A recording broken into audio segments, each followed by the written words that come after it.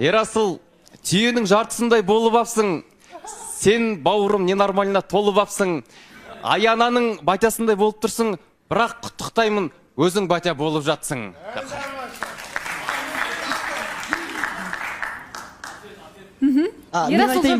Мен айтайын. Ей, Дияшан! Ей, да қоямыз ағайын. Да қоямыз, Ей, Дияшан, әліңе қарамайсың. Менімен айтысуға жарамайсың. Ерасыл мұн жерде ашуланса, Дияшан осы жерде мамалайсың.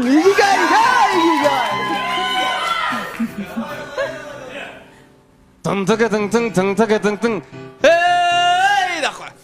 Ерасылжан, жаттап алған шумақтарын, мен тұрмын аяқта құрап бәрін. Аяна екеулерін келіп алып, неге сен шапалақты жұрақтадың? Ей, сендер... да қой! Жоқ. Жарайсыз дейікші. Тілегіңізді айттыңыз ба?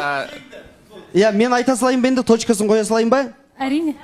Ей, да қоямыз ағайды, Ақындықтың иесі, оның бар ғой киесі. Ерасыл қосылайық айғыры, ал Диясай биесі. Қайлайлым.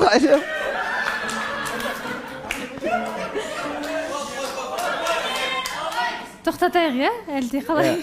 Дияс бұл жердің бурасы, Ерасыл бұл жердің тиесі деп, мен лошакасты өзім қоя салайын. Сәл астау болған сияқты, бірақ